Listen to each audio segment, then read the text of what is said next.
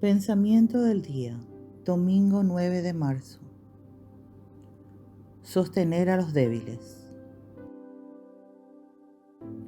Me hice débil con los débiles, para ganar a los débiles. Me hice todo para todos, para ganar al mayor número posible. Esta es una de las palabras de la Escritura que tenemos que amar de una manera muy especial.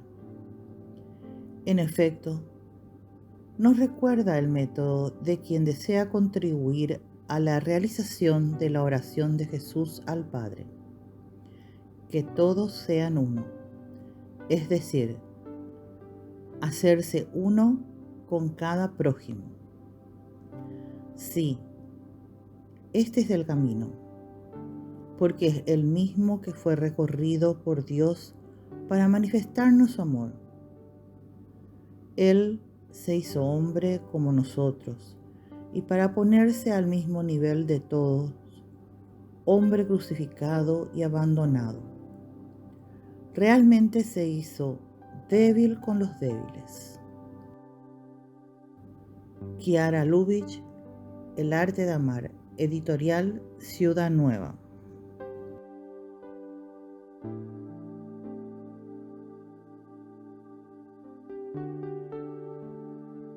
Palabra de vida. Marzo de 2025. ¿Cómo es que miras la paja que hay en el ojo de tu hermano y no reparas en la viga que hay en tu propio ojo? Evangelio de Lucas, capítulo 6, versículo 41.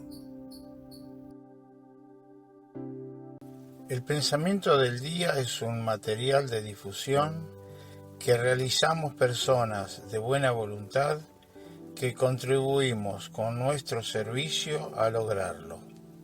No realizamos ninguna interpretación personal a los escritos de Kiara Lubich, solo lo difundimos lo más fiel posible.